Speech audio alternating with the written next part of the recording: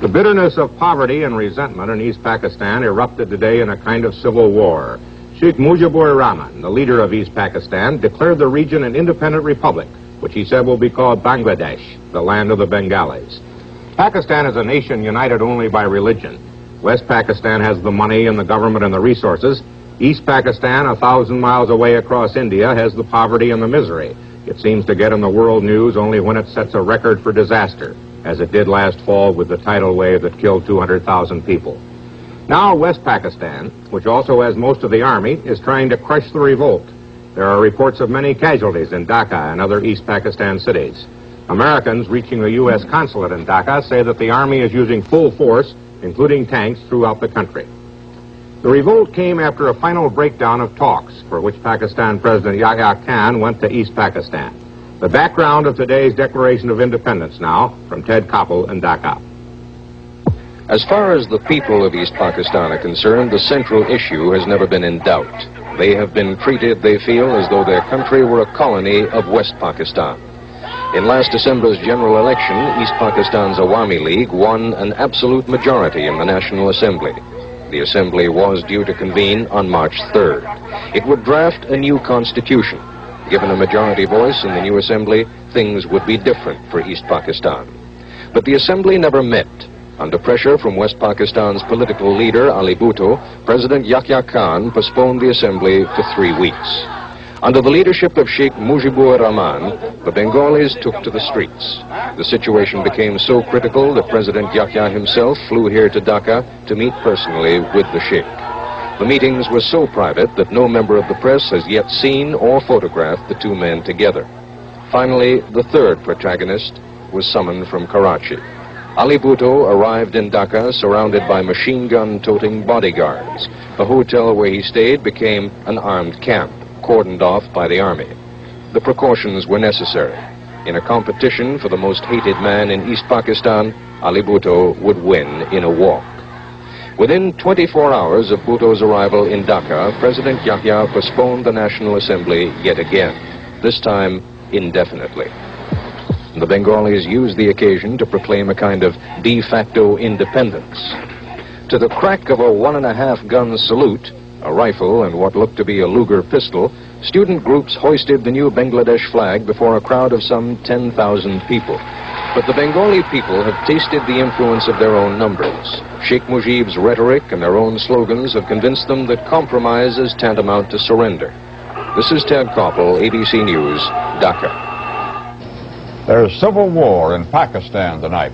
Federal troops are reported fighting mobs armed with rifles and even sticks and stones in Dhaka, Chittagong, and other major cities in East Pakistan. In a radio broadcast, President Yahya Khan accused East Pakistan's leader, Sheikh Mujibur Rahman, of treason and ordered the army to take any steps necessary to restore the authority of the government. A clandestine radio station calling itself the Voice of Independent Bengal broadcast that Rahman has declared East Pakistan an independent nation. In Dhaka yesterday, Rahman, who has long fought for self-government for East Pakistan, addressed a rally of his followers.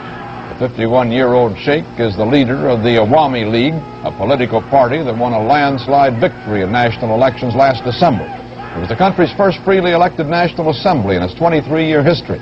But because of differences between Rahman and President Khan, the Assembly has never been convened.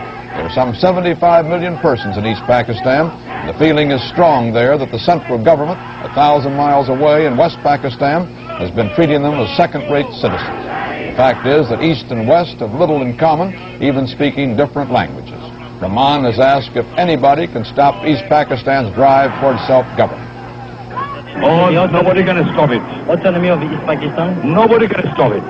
Autonomy? Oh, definitely. No can stop my autonomy. More than that. More than autonomy. No question of this and that. I want my rights. Emancipation. I want my emancipation. West Pakistan cannot do anything about it.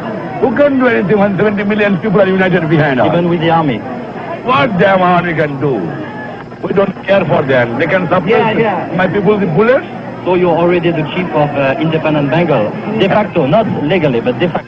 What? I am representing the people of Bengal. Legally, morally, I am the man who can govern this country. There are some 1,100 Americans in East Pakistan, and so far as is known, none of them has been harmed in the violence. The State Department has not decided whether they should be evacuated. Good evening. Civil war has broken out between the two halves of Pakistan, a country separated by 1,000 miles of Indian territory in a move by the British a quarter of a century ago to provide separate homelands for the Muslim Pakistanis and the Hindu Indians.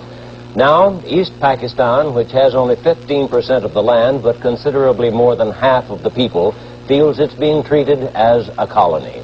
Last December, there were elections, and the Awami League of East Pakistan, led by Sheikh Mujibur Rahman, won a majority of the seats in the National Assembly, which runs both halves of the country.